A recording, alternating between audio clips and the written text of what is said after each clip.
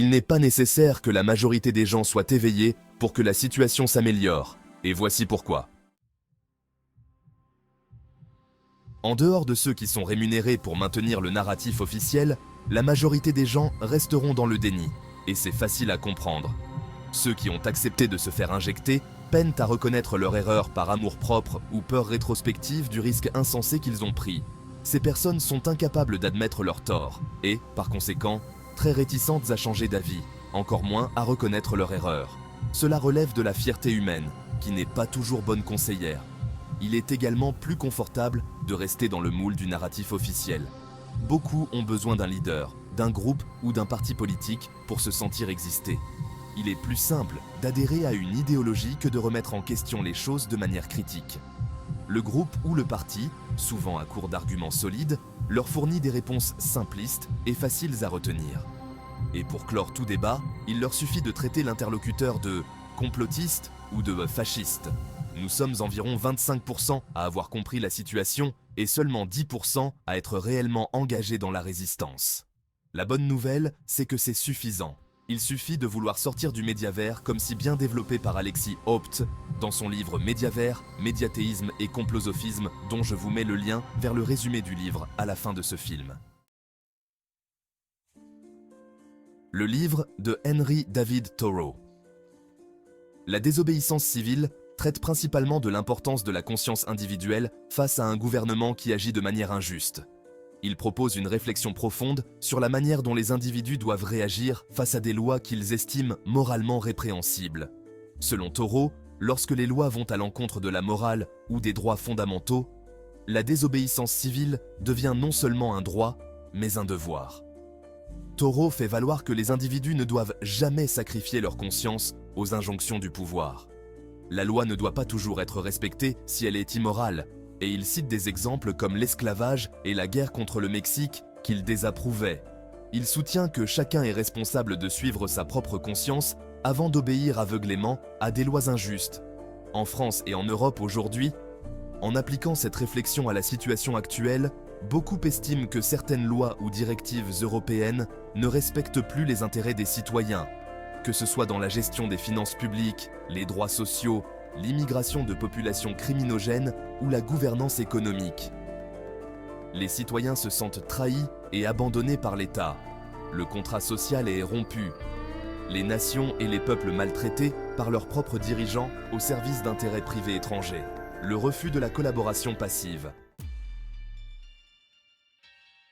Le refus de la collaboration passive, Thoreau prône le refus de coopérer passivement avec des systèmes oppressifs.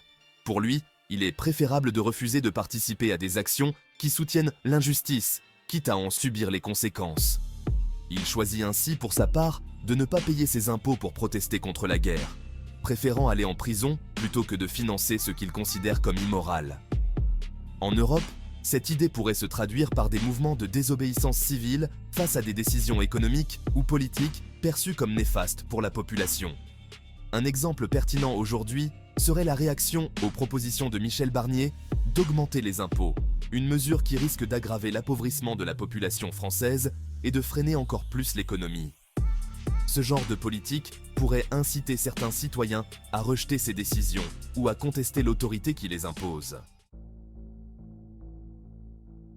La guerre et l'impérialisme. Thoreau a dénoncé les actions impérialistes des États-Unis, notamment la guerre contre le Mexique, affirmant qu'il est immoral de soutenir un gouvernement qui promeut la violence et l'agression.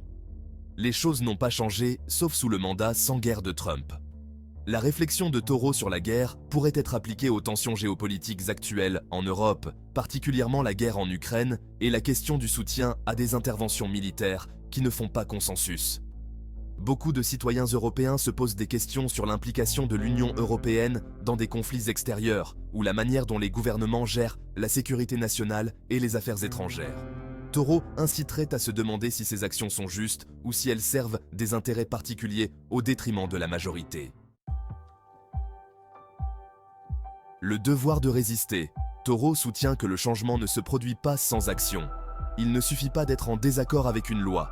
Il faut agir pour changer la situation.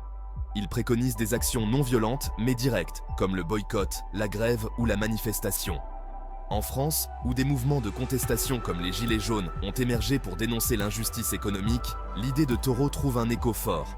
Quand des lois ou des réformes sont perçues comme oppressives, comme l'augmentation des impôts ou la réforme des retraites, la désobéissance civile et les manifestations deviennent des outils légitimes pour résister. Taureau nous rappelle que la résistance aux lois injustes est une obligation pour les citoyens soucieux de défendre la justice et l'équité. L'idée centrale de Taureau est que les citoyens ne doivent pas simplement accepter passivement l'injustice. Si les lois ou les politiques menées par l'État ou l'Union européenne ne répondent pas aux besoins des citoyens ou mettent en danger les principes de justice, il devient légitime, voire nécessaire, de résister par des moyens pacifiques. Aujourd'hui, les tensions sociales et économiques en France, exacerbées par les décisions du gouvernement et les directives européennes, créent un contexte où la désobéissance civile pourrait être envisagée comme une réponse à la gestion perçue comme inefficace ou injuste. Comme Taureau l'a proclamé, il ne suffit pas de parler d'injustice, il faut agir pour y remédier. Si nous restons inactifs, il sera bientôt trop tard. Eux, de leur côté, avancent rapidement dans la mise en œuvre de leur plan. Moins ils rencontrent de résistance, plus leur progression est rapide. Leur stratégie consiste à noyer les esprits sous un flot d'absurdité pour épuiser la contestation. Il est essentiel de rester concentré sur ce qui compte vraiment et de continuer à manifester pacifiquement. Preuve que la résistance tenace et visible, même cachée par les médias, fonctionne, sont les manifestations pendant toute une année dans toutes les villes d'Allemagne contre la vaccination obligatoire qui ont atteint leur objectif à force de ténacité. Même l'interdiction des manifestations fut contournée avec humour par la population invitée par les réfractaires à la dictature sanitaire à une promenade du soir collective. Bref, là où il y a une volonté, il y a un chemin. Qu'en pensez-vous ? Seriez-vous prêt à manifester comme les Allemands tous les soirs dans toutes les villes de France ? Laissez un commentaire et je me ferai une joie de vous répondre.